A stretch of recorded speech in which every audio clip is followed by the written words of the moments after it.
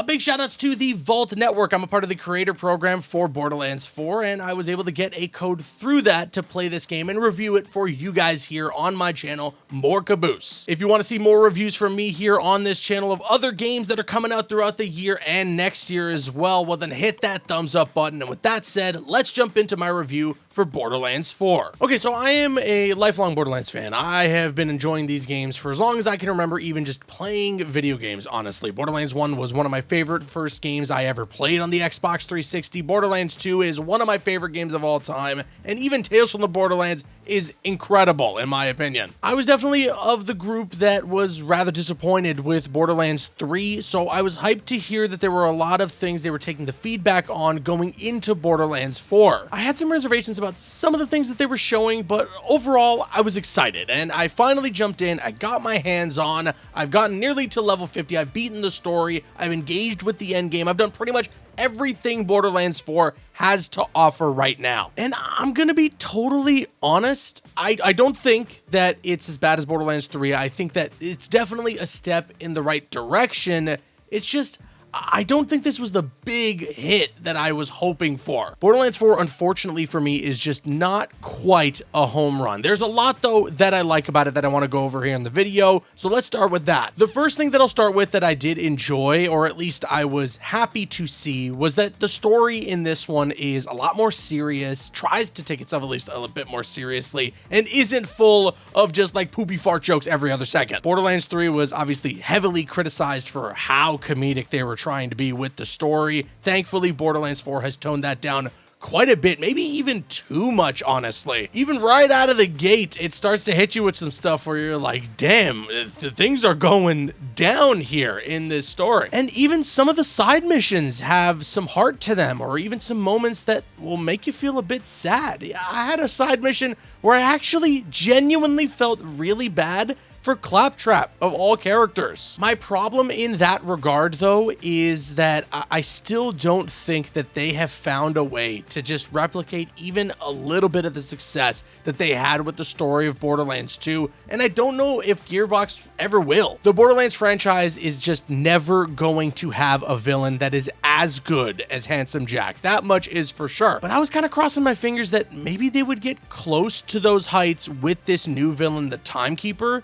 My issue is, though, his presence just isn't felt at all throughout the story. I mean, he does some interesting things, he has some interesting motivations, but none of it is consistent enough for me to really, remember the character even exists sometimes. He's just barely in the background enough, as opposed to someone like Handsome Jack, who's just constantly in your ear, taunting you, telling you how much he's better than you, telling you about ways he's going to kill you, things like that, where, you would have hoped for them to try to do something like that again with this character, the Timekeeper, but they don't. And I think that, when talking to a lot of my friends, the one thing that it may not necessarily be a criticism with Borderlands 4, it's just that overall the story played it safe. They tried too many things with Borderlands 3. It was too comedic. A lot of people weren't feeling it, and so they wanted to scale a lot of that back. It's just I felt that they pulled back too far. But okay, I know a lot of people aren't jumping into Borderlands for just the story. You want the guns, you want the loot, you want the gameplay. That's what you're all hoping for.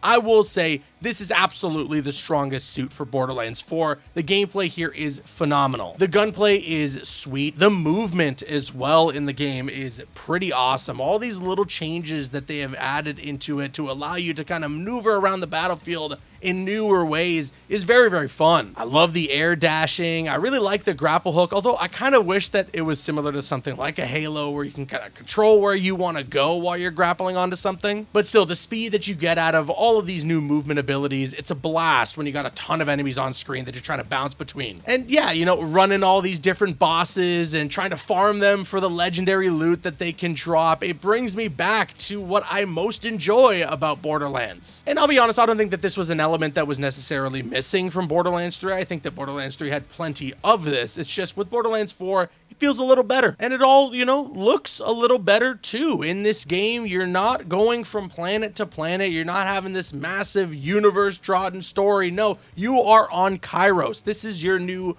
sort of open world. And for some, that is a huge plus. For some, that is going to be something that really works for them. For me, I feel like the flavor of Borderlands, what made these stories so good, is when you're bouncing around and going across the universe throughout the story. And it also allowed for you to get like very unique locations. Now, granted, there are a lot of different biomes that you can explore across Kairos, and a lot of them feel different from one another. It's just, you have this feeling of, well, I'm still on the same planet, so you're not going to get something that is completely different from what you just saw on another planet, like you would in a previous Borderlands game. And I mean, with all of the pretty visuals and the big open world and all of the things that are going on my screen, I will say my biggest problem with Borderlands 4, and something that I honestly think is inexcusable, and I feel a lot of people are giving the game a pass for when they really shouldn't, is the performance. Now on PC, I know that they have released some patches and it's running a lot better for some folks, but obviously on day one, there were quite a bit of issues for a lot of people. Randy Pitchford is tweeting a lot of interesting stuff regarding people's opinions about this, but I was the guy who was like, let me play this on console. And well, I figured we're in the age of PS5s and Xbox Series X's.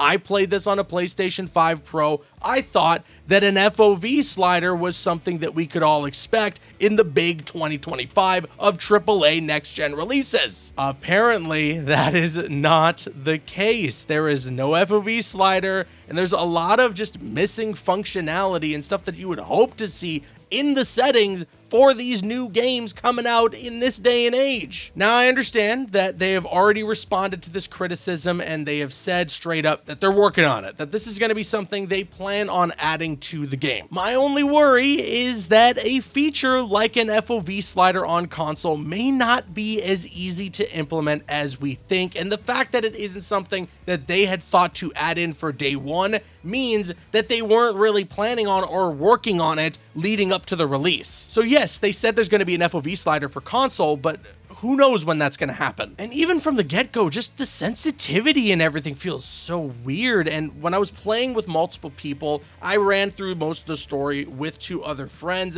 I had so many performance issues. I never saw this game run at a consistent 60 FPS. Sometimes if I'm on one end of the map and my friends are on another side of the map, if we're just doing our thing, you'll see the performance and the FPS drop below 30 sometimes. And in some cases, I just have to restart the game in order for it to run semi-smoothly again. Granted, when I'm playing solo, it does run relatively smooth. I still do see some hitching here and there and some issues here and there, but it does run relatively smooth if you're just going for the solo experience. But like I said, I've been playing these Borderlands games for years, and playing co-op with my friends who I've been playing these games for years with was something I was most looking forward to. And I was a bit bummed out that it really hampers on the performance of the game if you're playing with multiple people. I know I've been harping on the game a lot, okay? I feel bad, but it's because I really, really love Borderlands, and there is quite a bit to love here. I will say that despite a lot of my issues, I've been playing so much of it. I've logged a ton of hours, and I don't have any plans on putting it down anytime soon. I love that while you're exploring Kairos, you can find vault fragments. I love that you can find multiple vaults to go into. The presentation of all that is really cool, and entering a vault and experiencing all that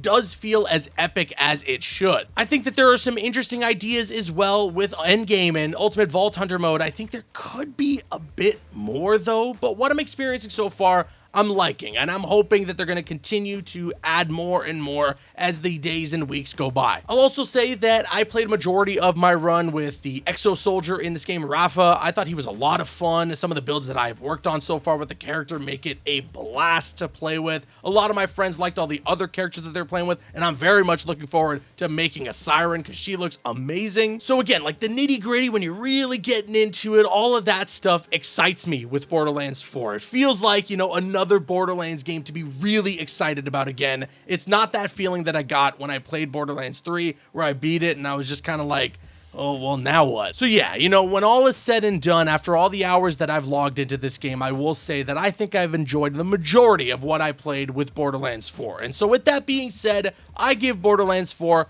a 7 out of 10. Now let me kick it to you guys. Sound off your thoughts in the comments section below. Have you played Borderlands 4? What do you think about the game? And if you enjoyed this video, hit that subscribe button for more reviews on other games in the future. I've been Caboose. I'll see you guys later.